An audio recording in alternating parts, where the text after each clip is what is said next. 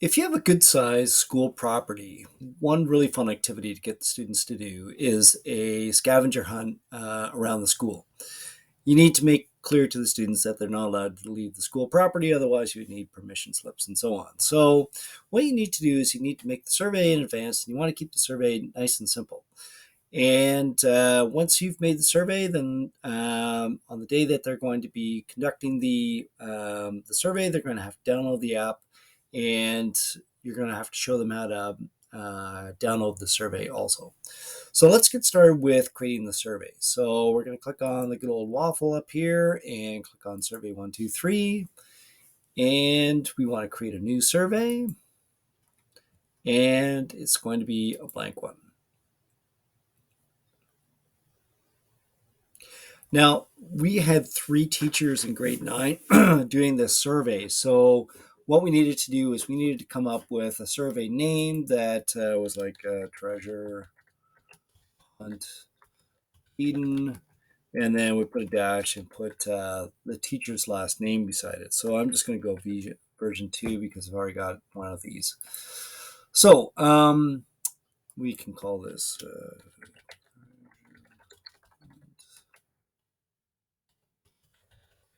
all right.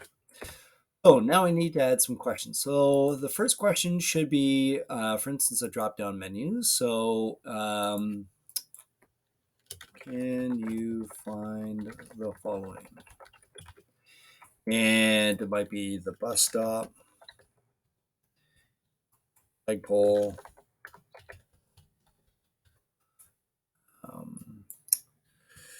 let's see, the football, goal post.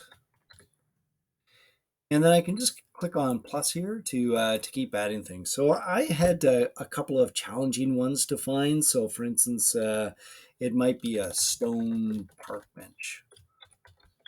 Or in my case, it was a small oak tree. I know that there was only a couple of them on the property, so it was hard to find. Anyway, you come up with your list. About a dozen should be fine.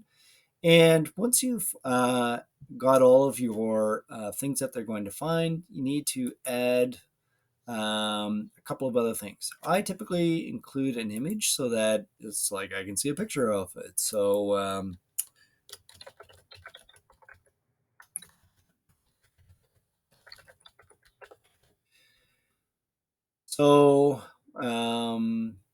doesn't really matter the fine details there. So we'll add that question. We want them to locate it on the map so that we can quickly see if it's like, yeah, the goalpost is not at the front of the school, it's at the back of the school.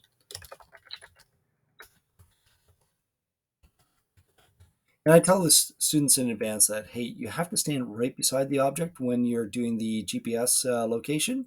If you've stood back a far distance to take a picture, it's going to take the GPS coordinates from the where you took the picture. So that's no good. So, and I like to zoom in for them. So I go to the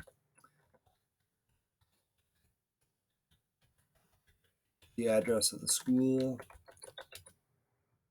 Oops, a typo there. And just pan out a little bit here. That's good.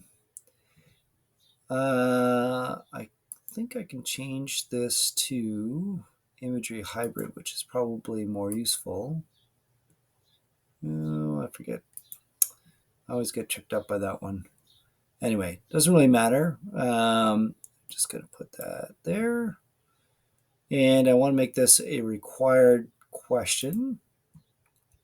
Sometimes I don't make the pictures a required question because students don't have any space on their phone. And then the last one, which is really important, I have to have the group name. So I'm going to do this one as a multiple choice question.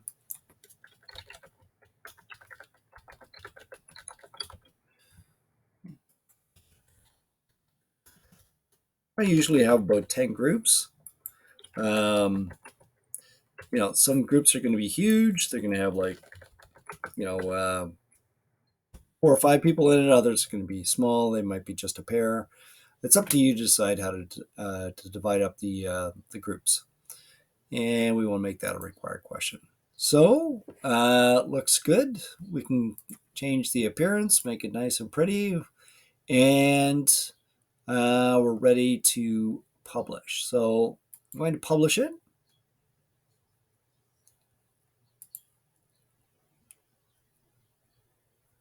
However, when I publish it, it's only going to be available for myself to collect data. So I got to make sure that I change the collaboration settings once I've published it so that other people are allowed to contribute data to it. So we'll just wait a few more moments here.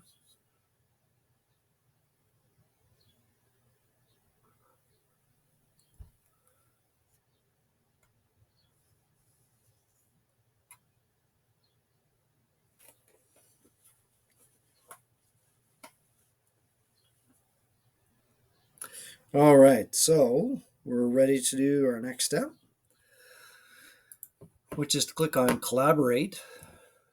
And we want to make sure that who can submit to this survey? Well, members of the District School Board of Niagara, and I want to save that.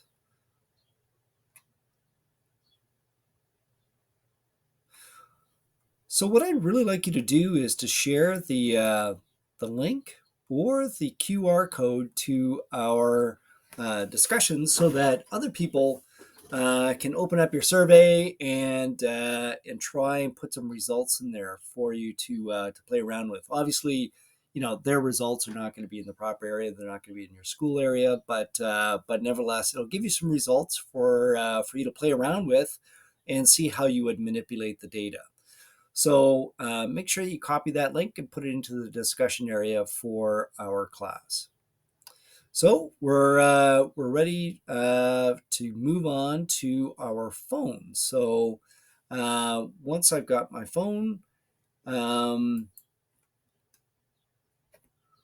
we can start working with things. So I'm going to stop this video and then I'll show you how it comes up on the phone.